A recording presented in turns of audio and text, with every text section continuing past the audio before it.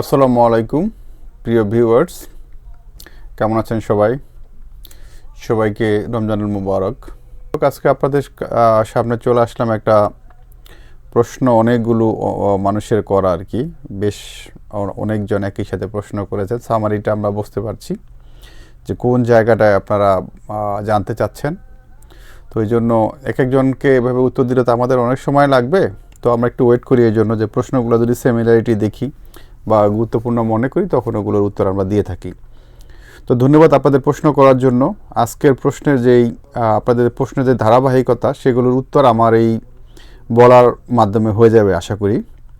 তারপরে বলে রাখছি, তারপরে যদি আপনারা বুঝতে কোনো কষ্ট হয় যে আমি যা বলতেছি যে আমি বুঝাতে পারিনি, আপনারা আমাদেরকে ইমেলের মাধ্যমে জানাবেন, আমরা ট্রাই করব আপনাদেরকে আবার রিপ্লাই দেওয়ার জন্য। তো বিষয়টা হচ্ছে যে EB3 নিয়ে একটা বিভ্রান্ত হচ্ছে যে ভাই এক একজন, মানে সামারিটা হচ্ছে এরকম যে ভাই এক একজন তো এক একটা রেট বলে বা এরকম কেন, যে কেউ কম কেউ বেশি বলতেছে, এটা কেন বা এটা কিভাবে হয়? দেখেন, এটা একটা কর্মসংস্থান ভিত্তিক ইমিগ্রেশন প্রসেস। এটা সুপরিকল্পিত এবং দীর্ঘমেয়াদী। এটা চাইলেই হুট করে দিতে পারবে এরকম না, আর এটা সময় লাগবে হইতে। তো খরচ এবং বিনিয়োগের যে বিষয়গুলো আছে এটা কিসের উপর ডিপেন্ড করে, যে কেন EB3টা চেঞ্জ হয়? তার অনেকগুলো বিষয় আছে। প্রথম বিষয় হচ্ছে যে আপনি কোন ইন্ডাস্ট্রিতে যাচ্ছেন, সেটা কি food processing base or the software base অথবা warehouse base, whatever, একটা কারণ। সেকেন্ডটা হচ্ছে যে আপনার সঙ্গে কতজন পরিবারের সদস্য আছে। তৃতীয় কারণ হচ্ছে যে ইমিগ্রেশন প্রসেসে যে একটা ব্যাপার আছে, একটা হচ্ছে রেগুলার, একটা হচ্ছে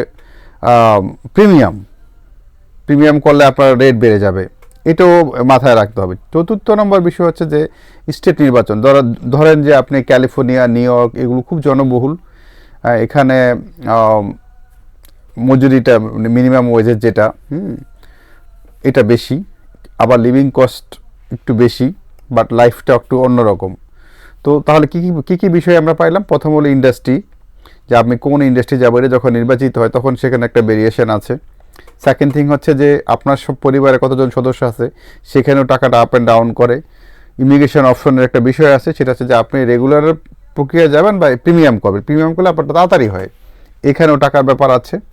তারপর হচ্ছে স্টেট নির্বাচন, যে আপনি যদি নিউ ইয়র্ক, ক্যালিফোর্নিয়ার বাইরে যান সেক্ষেত্রে আপনার মুষ্টির সময় প্রাইসটা একটু কম থাকে। তো এই কারণে EB3টা টাকাটা হেরফের হয়, রেটটা মানে আপনার ফিটা কম বেশ হয়। আমি মনে হয় বুঝাতে পেরেছি যে এই চারটা জিনিস যদি আপনি মাথায় রাখেন তাহলে বুঝতে পারবেন যে এটা কেন হয়। তো আরেকটা বিষয় বলি, আশা করি উত্তরটা পেয়েছেন। সেকেন্ড থিং হচ্ছে যে আরও লোকজন যেটা জানতে চেয়েছেন সেটা হচ্ছে যে ভাইয়া এটা তারা টাকা বেশি দিলে তাড়াতাড়ি করা যাবে কিনা? উত্তর হচ্ছে না, একদম না। কারণ আমরা যেই কাজটা করছি এটা আইনি কাঠামো, আমেরিকান সরকারের একটা নির্দিষ্ট দিক নির্দেশনা এবং একটা আইনসম্মত বিষয়। যদি কেউ বলে যে হ্যাঁ আমি 1 বছরে করে ফেলবো, তাহলে 2 বছরে করে ফেলবো, এরকম বলে থাকে তাহলে সেটা মিথ্যা। সেটা যদি আমি বলি, আমি বা অন্য কেউ বললে মিথ্যা। আমি কাউকে মিথ্যাবাদী বলছি না। দিস ইজ দ্য ল, এবং ল ফর ইকুয়াল। এটা আমার জন্য একরকম, আপনার জন্য একরকম তা না। America is different. যদি আপনি রাইট ওয়েতে যান বা রাইট ওয়েতে করতে চান, সেক্ষেত্রে অবশ্যই US এর ল অনুযায়ী আপনাকে যেতে হবে। আমি চাইলে বা অন্য কেউ চাইলে আপনাকে আগ পিস করে দেওয়ার কোনো সুযোগ নেই। সুযোগ যেটা আছে, আমি 4টা অপশন বললাম যে এই ক্ষেত্রে এদিক সেদিক হয়।